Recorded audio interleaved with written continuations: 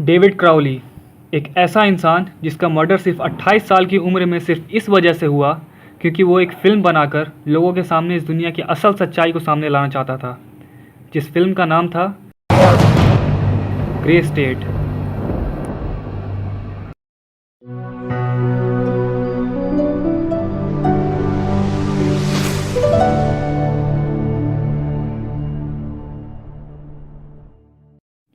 अगर आप लोग अभी तक मेरे फेसबुक आईडी से नहीं जुड़े हो तो मैं आपसे रिक्वेस्ट करूंगा कि प्लीज़ आप इस डिस्क्रिप्शन में दिए गए फेसबुक लिंक को फॉलो करें और मेरे फेसबुक आईडी पर एक फ्रेंड रिक्वेस्ट भेज दें ताकि मैं लगातार आप लोगों से कांटेक्ट में रह सकूं।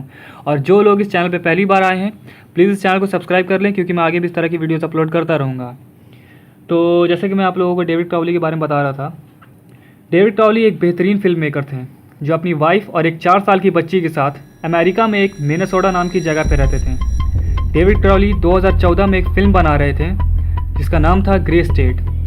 ये एक ऐसी फिल्म थी जिसके ज़रिए डेविड क्राउली ने हम सभी को एक बहुत बड़ा मैसेज देना चाहा था। इस फिल्म में उन्होंने बताया था कि किस तरीके से आज जो सीक्रेट सोसाइटीज़ इस दुनिया को कंट्रोल करना चाह रही हैं, कल वो सीक्रेट सोसाइटीज़ किस तरीके से हमारे ऊपर सच में कंट्रोल करेंगी और हमारी गवर्नमेंट भी इनका सपोर्ट करेंगी। इस फिल्म में उन्होंने ऐसे बहुत सारे सीक्रेट कॉन्स्पिरेसीज और एजेंडाज को बिल्कुल खुलेआम दिखाने की कोशिश की है, लेकिन अफसोस की बात है कि फिल्म को कंप्लीट करने से पहले ही उनकी हत्या कर दी गई। लेकिन अभी भी इस फिल्म का ट्रेलर यूट्यूब पे मौजूद है और अभी मैं आप लोगों को वो ट्रेलर दिखाने जा रहा हूँ। आप ट्रेलर को पहले पूरा देख लो, उसके बाद मैं आप लोगों को एक्सप्लेन करके बताऊँगा कि डेविड क्राउली ने इस ट्रेलर में हमें क्या क्या बातें बताने की कोशिश की हैं।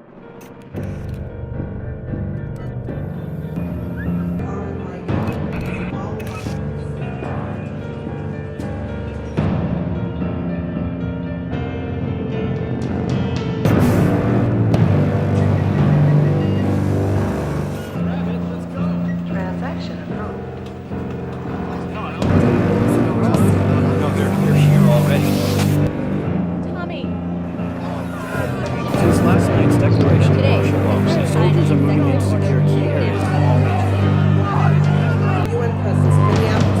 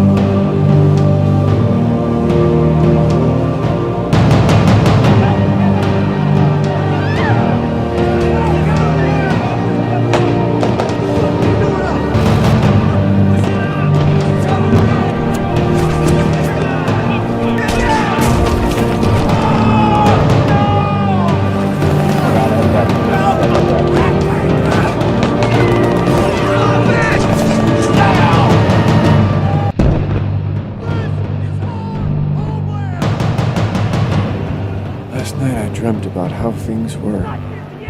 of every enemy of the state. And then I woke up here.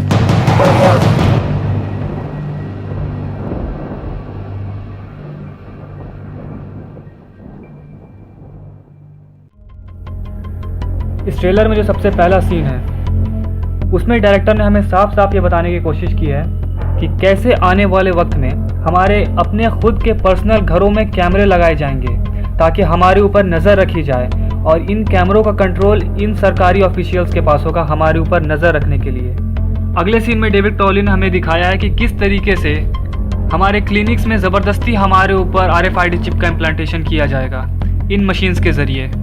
और ये सिंबल किस सीक्रेट सोसाइटी का है मुझे लगता नहीं कि अपने सब्सक्राइबर को बताने की ज़रूरत है, वो लोग पहले से जान रहे होंगे कि ये किस सीक्रेट सोसाइटी का सिंबल है। उसके बाद ठीक अगले सीन में हमें ये देखने को मिलता है कि इन्हीं RFID चिप्स को इस्तेमाल करके ही हमें अपने आसपास के शॉपिंग मॉल्स में या फिर स्टोर्स में पेमेंट करना होगा यानी कि कैश को दुनिया से मिटा दिया जाएगा और इन्हीं RFID चिप्स की मदद से हमें पेमेंट करना होगा अगर हमें कोई सामान खरीदना है तो। अगले सीन में हम देखते हैं कि ट्रैवल को सस्पेंड कर दिया जाएगा, यानी जो लोग अगर अमेरिका में है तो वो अमेरिका में ही रहेंगे, अगर कोई लोग इंडिया में है तो वो इंडिया में ही रहेंगे। और साथ ही साथ यहाँ नीचे आप लोग पढ़ सकते हो, chip manufacturers working overtime to fill orders, यानी कि काफ़ी भारी मात्रा में लोगों के हाथों में या उनके बॉडी में RFID चिप का ट्रांसलेशन करना शुरू हो जाएगा।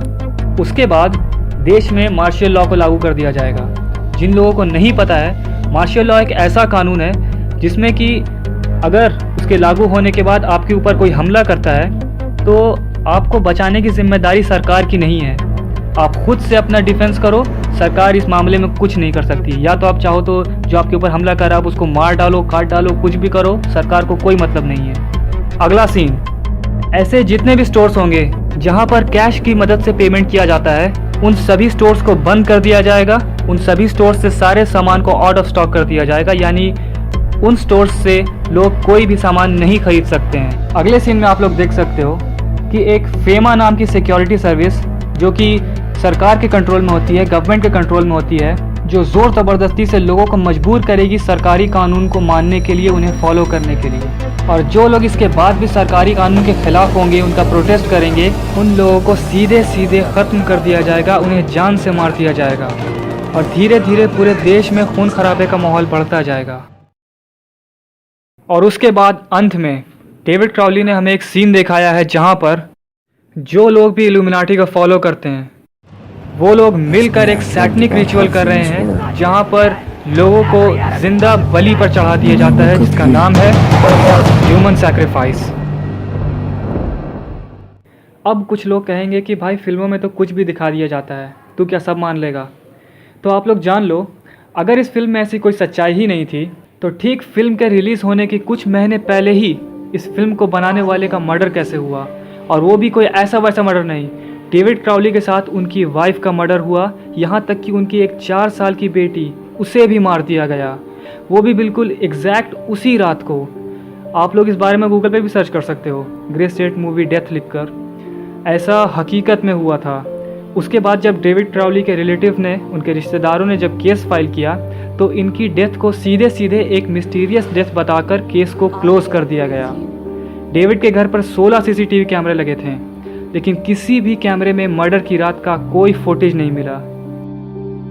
अब मैं आप लोगों से रिक्वेस्ट करूंगा कि अगर आप लोगों को ये वीडियो पसंद आई हो तो प्लीज़ इस वीडियो को लाइक करें, अपना कमेंट नीचे डालें और इस वीडियो को प्लीज़ शेयर करें। आप लोगों से जहाँ हो सके उतना शेयर करें। और एक और चीज़ मैं आप लोगों को बताना चाहूँगा कि इस वीडियो में आप लोगों ने जो इंट्रो देखा है वो हमारे ही एक भाई जिनका नाम है दी ईमांज है, उन्होंने बना कर दिया है। तो मैं उनसे पर्सनली एक बार थैंक यू बोलना चाहूँगा। Thank you so much.